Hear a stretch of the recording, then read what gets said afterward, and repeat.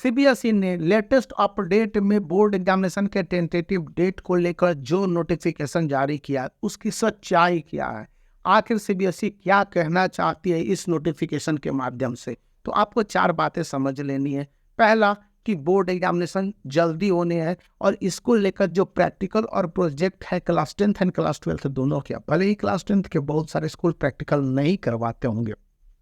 लेकिन इन प्रैक्टिकल और प्रोजेक्ट के डेट्स को भी कंफर्म करना है। एलओसी के टाइम को जो उन्होंने बढ़ा दिया है बस कुछ हद तक है। इसका मतलब हो गया कि सीबीएसई के बोर्ड एग्जामिनेशन को लेकर 2 बातें कंफर्म हुई है कि 2 प्री बोर्ड होंगे और दोनों प्री बोर्ड के रिजल्ट जाएंगे स्कूलों के द्वारा सीबीएसई को, और इसको कोई भी रिजेक्ट नहीं कर सकता है। यानी कि यदि सीबीएसई ने कह दिया है अपने तमाम एफिलिएटेड स्कूलों को कि आपको 2 प्री बोर्ड लेने हैं तो 2 प्री बोर्ड होंगे। अब पहले प्री बोर्ड या तो नवंबर के एंड में होंगे या दिसंबर के फर्स्ट में होंगे, और सेकंड प्री बोर्ड दिसंबर के अंत में या जनवरी के फर्स्ट में होंगे, और उसी दौरान आपके प्रैक्टिकल और प्रोजेक्ट को किसी भी कीमत पर जनवरी में कंप्लीट कर लिया जाना है, क्योंकि बोर्ड एग्जामिनेशन 15 फरवरी या उससे पहले से है। और ऑफिशियल नोटिफिकेशन साफ साफ कहता है, जो आप देख रहे हैं कि अभी के समय में सीबीएसई ने जिस तरह से प्लानिंग कर रखी है और सभी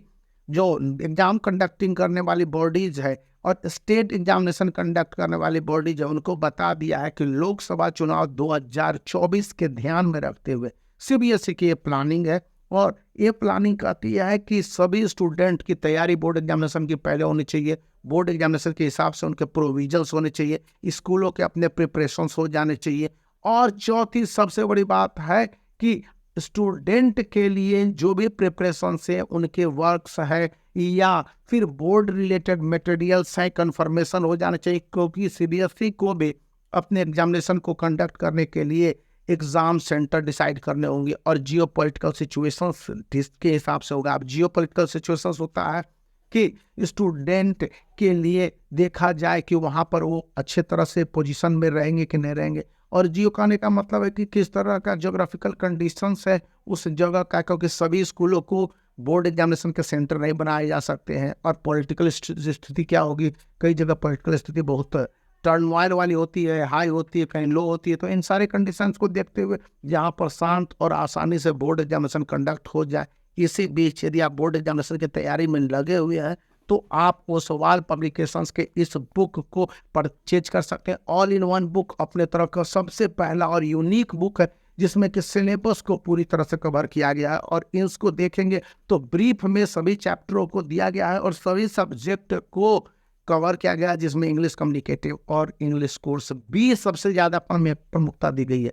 तो वहाँ पर है। और इस बुक की खासियत है कि जितने भी आंसर दिए गए हैं वो वर्ड लिमिट में कंसेप्चुअल ढंग से दिए गए। तो आप इस बुक को परचेज कर सकते हैं, जिसका लिंक इस वीडियो के डिस्क्रिप्शन में है। और बोर्ड एग्जामिनेशन जो होने वाले हैं और इसको लेकर सीबीएसई ने जो कंफर्मेशन दिया है उसमें साफ साफ कहा है कि स्टूडेंट अब अलर्ट हो जाए, बोर्ड के काउंटडाउन शुरू हो गए। दुर्गा पूजा यानी कभी तो बहुत सारे स्कूल में उनके हाफ ईयरली एग्जामिनेशन हो रहे होंगे या हो गए होंगे, तो दुर्गा पूजा और दिवाली